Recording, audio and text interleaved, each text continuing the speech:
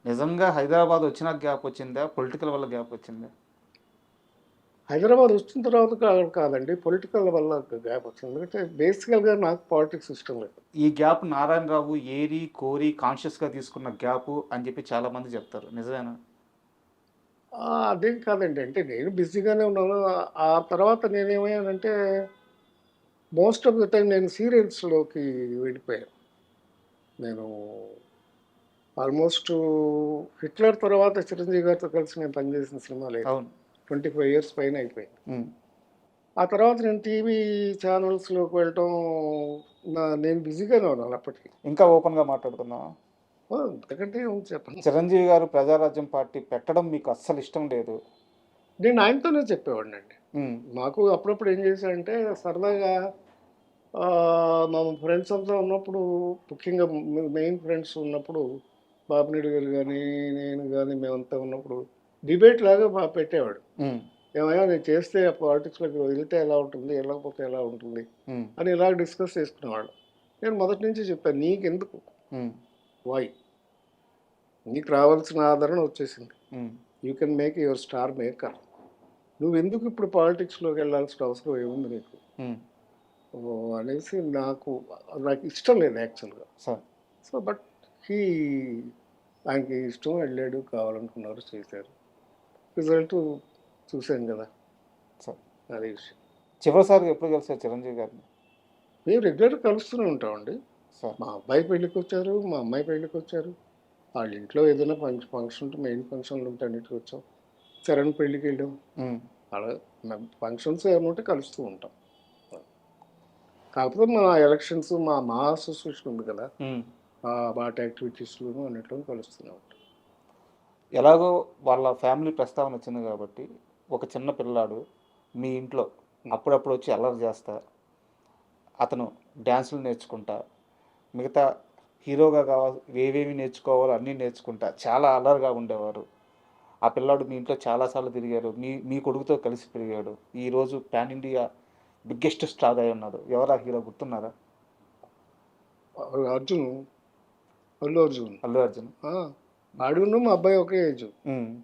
ఇద్దరు ఒకేసారి స్కూల్కి వెళ్ళేవారు. ఇద్దరు ఒకే స్కూలు. తర్వాత ఇద్దరు డాన్స్కి పంపించేవాళ్ళం. హ్మ్.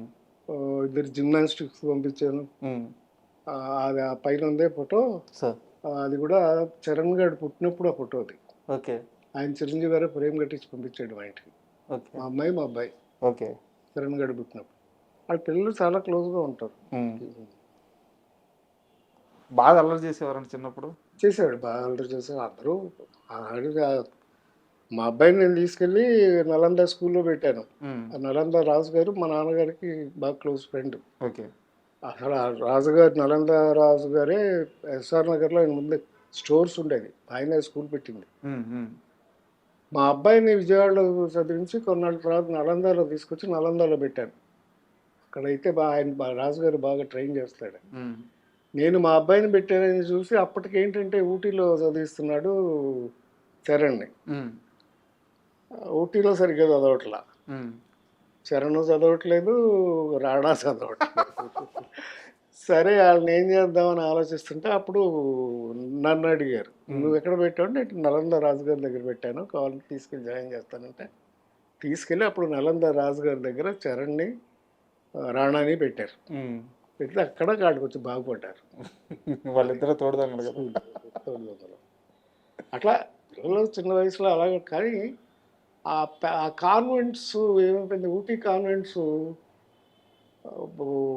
డిసిప్లిన్ లేకపోవడమును కొంచెం గిగ్స్ కూడా ఛాన్స్ ఎక్కువ ఉన్నాయి. ఓకే.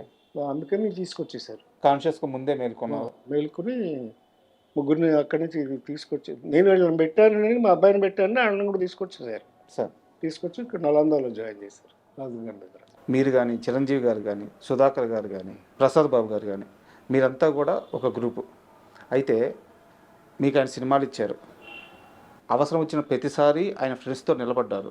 బట్ ఎందుకు చిరంజీవి గారి మీద ఎందుకు ఇంకా ఒక నెగెటివ్ క్యాంపెయిన్ చేస్తూ ఉంటారు అందరూ? ఎవరు చేశారు? ఆయన ఫ్రెండ్స్‌కి సహాయం చేయలేదు, నిర్మాతలను పట్టించుకోలేదు. ఎవరన్నారు అసలు? బయట చాలా ఉన్నాయి సార్. సుధాకర్ గారికి అన్యాయం చేశారంటారు. సుధాకర్ బాగోని రోజు కూడా హాస్పిటల్కి వచ్చి హెల్ప్ చేసింది చిరంజీవి. సార్. హరిప్రసాద్ గారు చనిపోయినప్పుడు కూడా హాస్పిటల్కి వచ్చింది చిరంజీవి సార్ ఫస్ట్ నేను వెళ్ళాను. సార్ అసలు ఆ రోజే చాలా ఇన్సిడెంట్ జరిగింది. హరిప్రసాద్కి ఆల్రెడీ ప్రజారాజ్యం పార్టీలో పనిచేయాలని ఇంట్రెస్ట్ ఉంది, సార్ నిలబడాలని తనకు ఉంది. అయితే అప్పుడు కొంచెం లావ్ అయ్యాడు హరిప్రసాద్. దాసనారాయణరావు గారు ఆయన గురువు. ఆయన హరిప్రసాద్ని కోపడ్డారు, ఎందుకు నువ్వు లావ్ అవుతున్నావా, ఇంత లావ్ అయిపోయావు అని చెప్పేసి అనేసరికి ఆయన వెళ్ళి నేచర్ క్యూర్ హాస్పిటల్లో చేరాడు. ఓకే. అంటే ప్రకృతి వైద్యం చేయించుకుని ఒళ్ళు తగ్గించుకుందామని వెళ్ళాడు. ఉపవాసంలో ఉన్నాడు వారం రోజులు. ఓకే. తిరుపతిలో ఫంక్షన్ జరిగింది, చిరంజీవి పార్టీ అనౌన్స్ చేశాడని ఆ రోజు TV9 వాళ్ళు నాకు ఫోన్ చేశారు, హరిప్రసాద్కి ఫోన్ చేశారు, సుధాకర్కి ఫోన్ చేశారు. మా ముగ్గురిని కలిపి ఒక షో చేద్దామని. సార్ నాకు అప్పుడు కుదరలేదు, షూటింగ్ ఉంది ఆ రోజు, నాకు కుదరలేదు, సుధాకర్కి కుదరలేదు. ఈ నేచర్ క్యూర్ హాస్పిటల్ నుంచి హరిప్రసాద్ స్టూడియోకి వెళ్ళాడు.